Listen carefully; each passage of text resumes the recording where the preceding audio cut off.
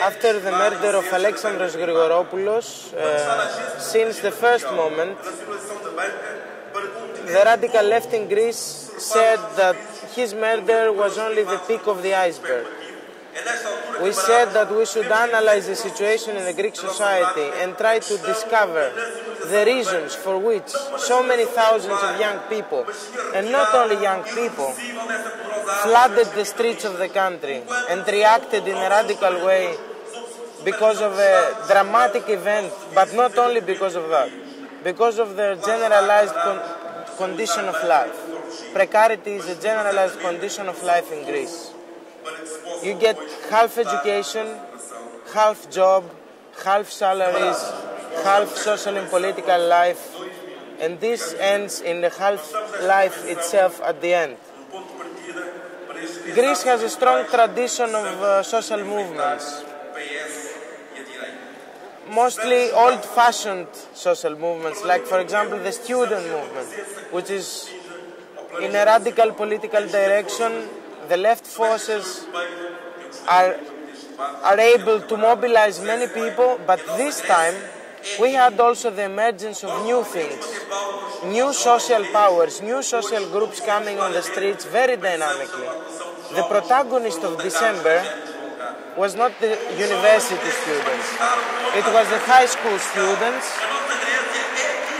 who decided to break the silence of the Greek society for the neoliberal reality and go into the streets and say that it's not only the murder of Alexandros. We have a school that is not according to our needs. We have a society that is not according to our needs and dreams. We need to change. We need to demolish this world and build another one. One of the top characteristics of this uprising in Greece is that it was not controlled by a specific party. There was a simultaneous and spontaneous social reaction all over the country. There were two opinions about the movement, let's say, two positions.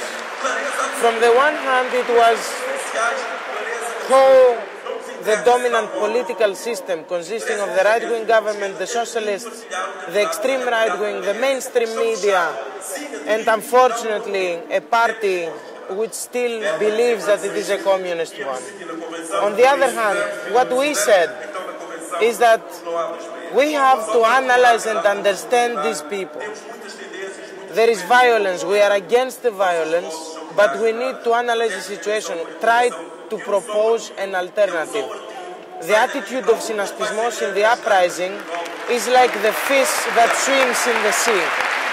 We tried to intervene in the movement politically. Our basic slogan was to transform our anger into demands. We tried to take the anger of people and transform it into political demands in the streets, in the parliament, everywhere, streets and institutions. Synaspismos has a very good heritage in the last decade, the heritage of the anti-global movement. And this is very good for us, a very good tool in order to understand all the new emerging movements. According to all opinion polls in the last months, in the last year, Synaspismos and Syriza, our political coalition, is now the third biggest political force in Greece. On the one hand, this is a positive sign. It shows that there's a growing audience that starts to listen to the ideas of the radical left, to support the radical left, to feel confidence in voting and supporting the radical left. But this is not the only necessity. What we say is that votes by themselves and percentages by themselves does not mean anything.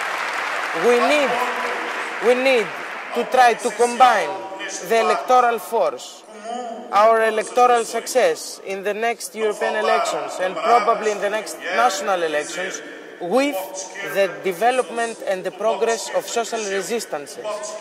Because it's not enough to change the balance into electoral power. You need to start changing the balance into the social level.